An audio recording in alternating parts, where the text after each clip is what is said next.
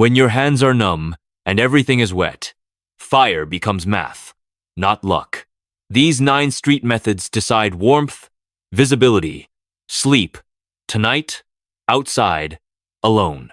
When your hands are numb and everything is wet, fire becomes math, not luck.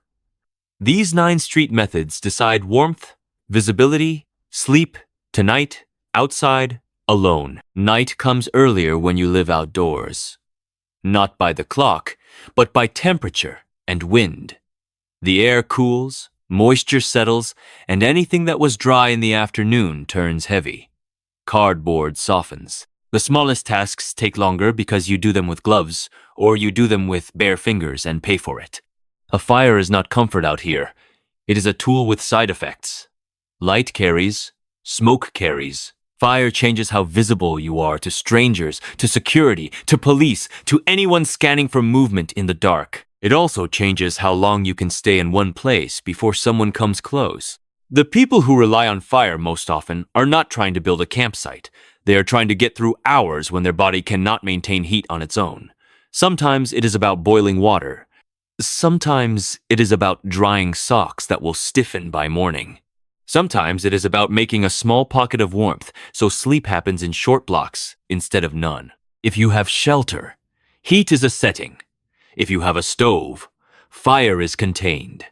If you have dry wood and a lighter, fire is routine. But when you have none of that, fire becomes a sequence of decisions made under limits.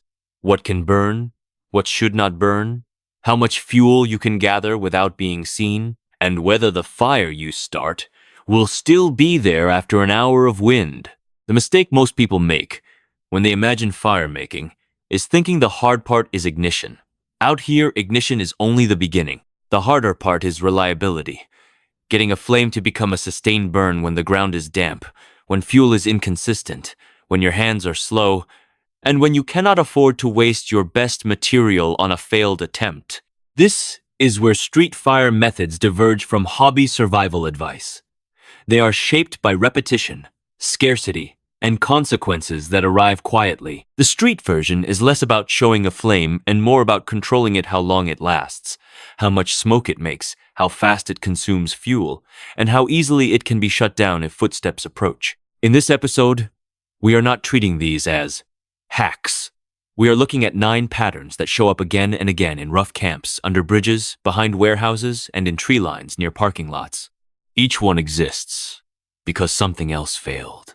Matches that got wet, lighters that ran out, wood that wouldn't catch, wind that kept killing flame, patrols that returned, mornings that came with frozen hands. Some of these methods use items people find in bathrooms, dumpsters, laundromats, and auto shops. Some rely on airflow and layout instead of extra fuel. Some are built around the idea that embers are more valuable than flames. None remove risk.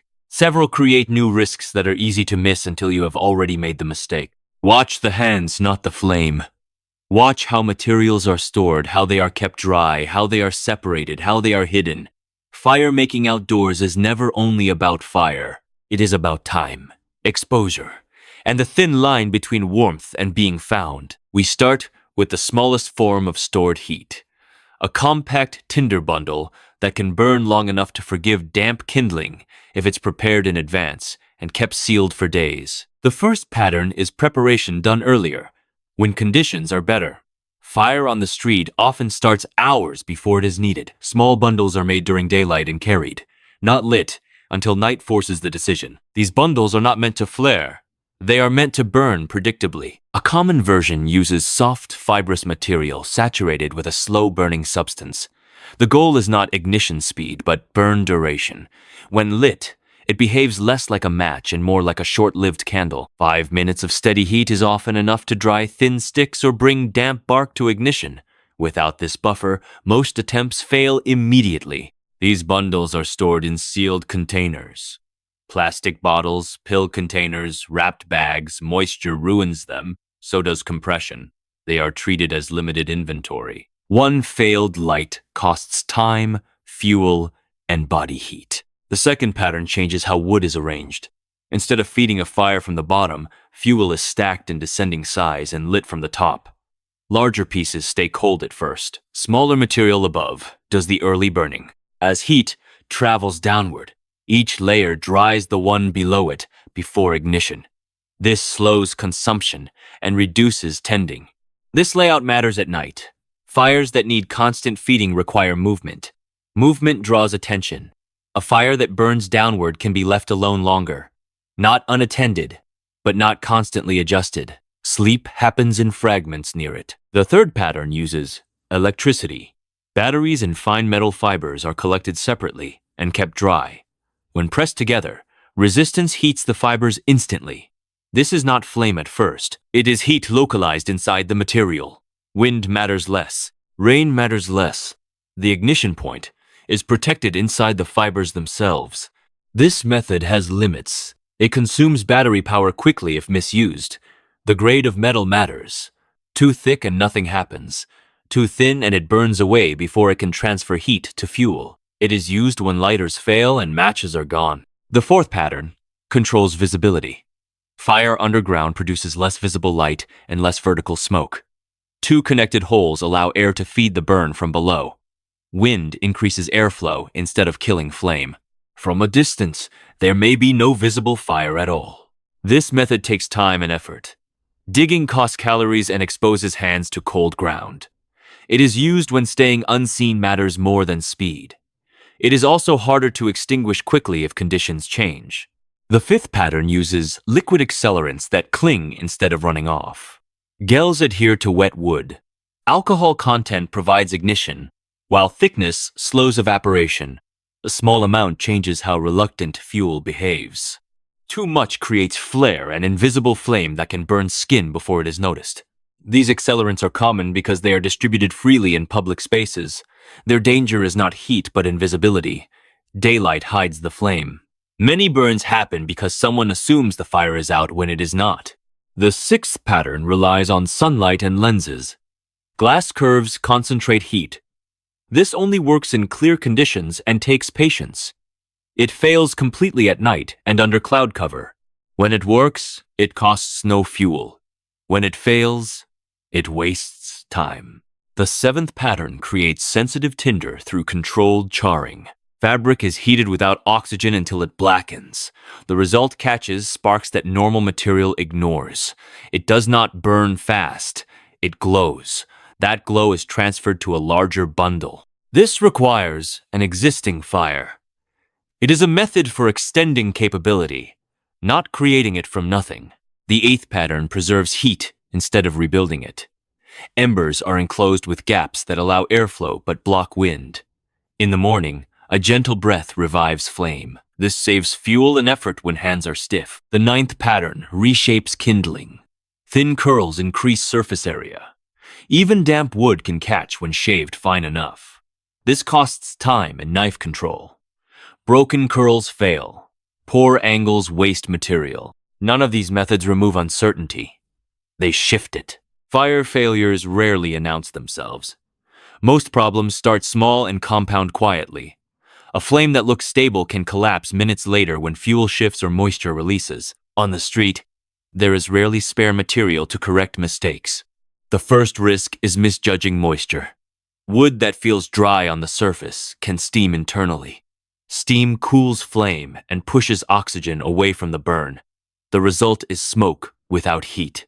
Smoke travels farther than light and lingers longer. It attracts attention without providing warmth. Fuel choice creates hidden hazards. Treated wood, painted scraps, and trash burn hot and fast, releasing chemicals that irritate lungs and eyes. In enclosed spots, this causes headaches, coughing, and confusion.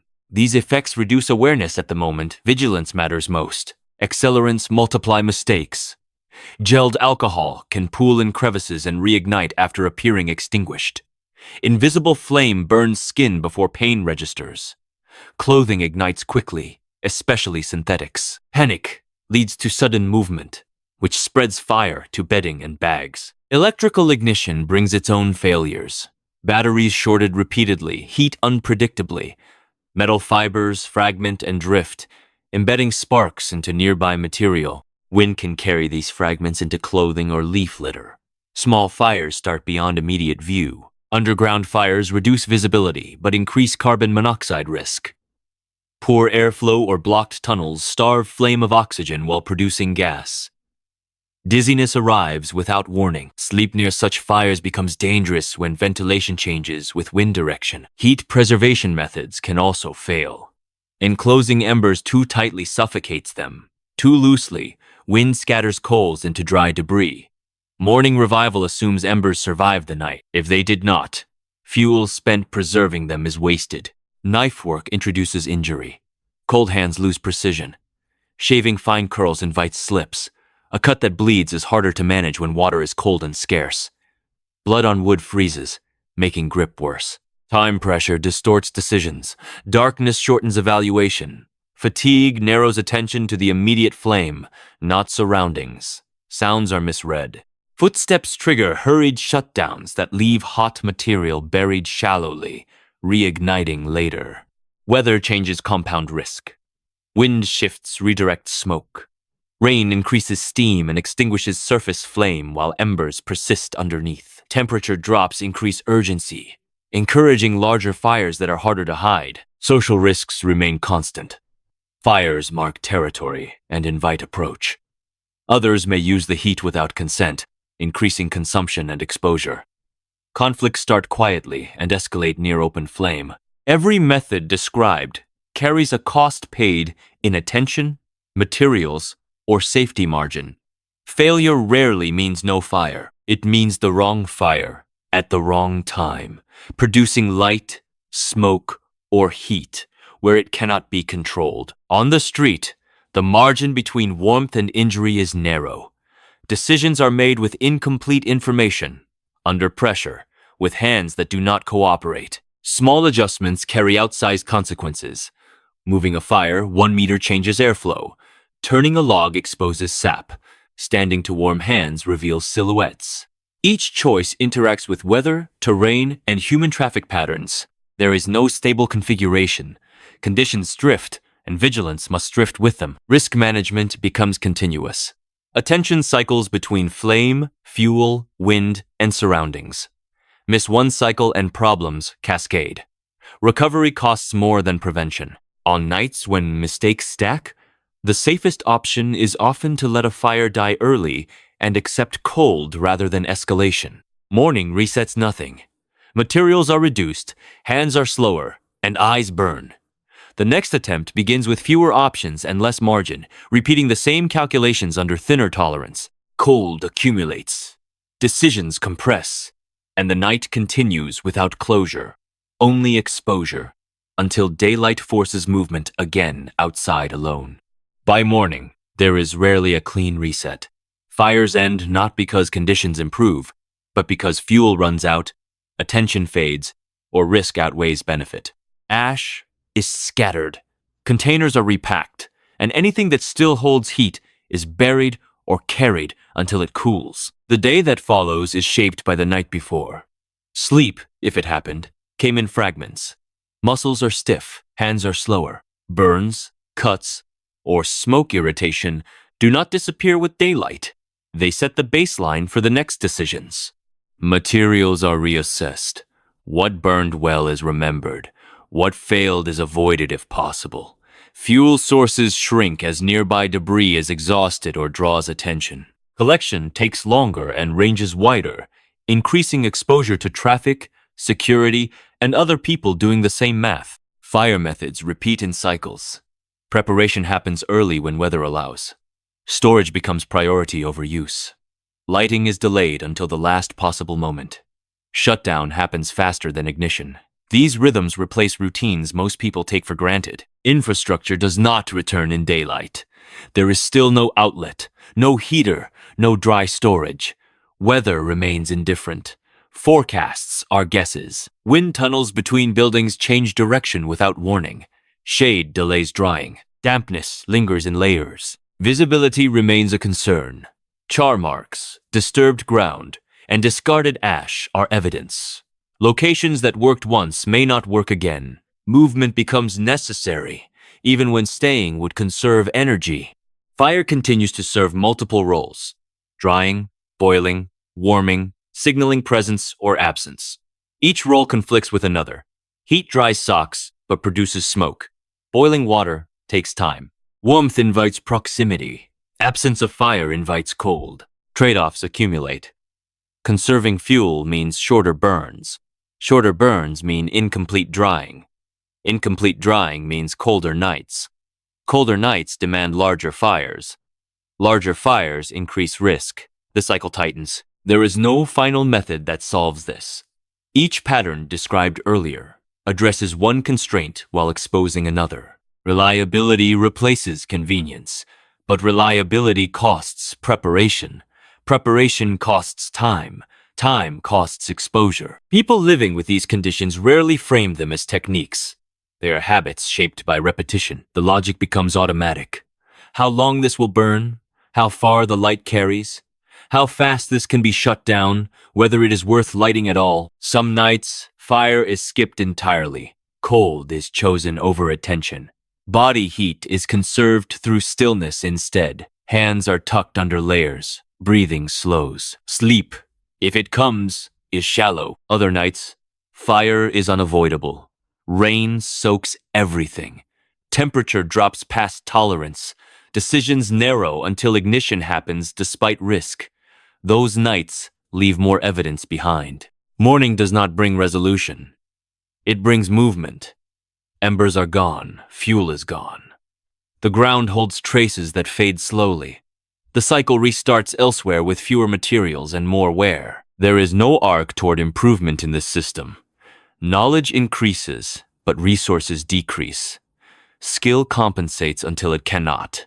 Fire remains a temporary adjustment, not a solution. What persists is the calculation, how much heat is needed, how long it must last, and what it will cost in visibility, energy, and risk. That calculation repeats night after night, shaped by weather, fatigue, and chance. When fire goes out, the cold does not. The ground stays damp. The air stays sharp. Decisions wait until the next dark period forces them again. Fire doesn't end the night. It only shifts the balance between cold, exposure, and attention. When the flame fades, the ground stays wet, materials thin, and choices narrow. Tomorrow repeats the same calculations with less margin, fewer options, and a body already carrying yesterday's costs without rest, certainty, or closure.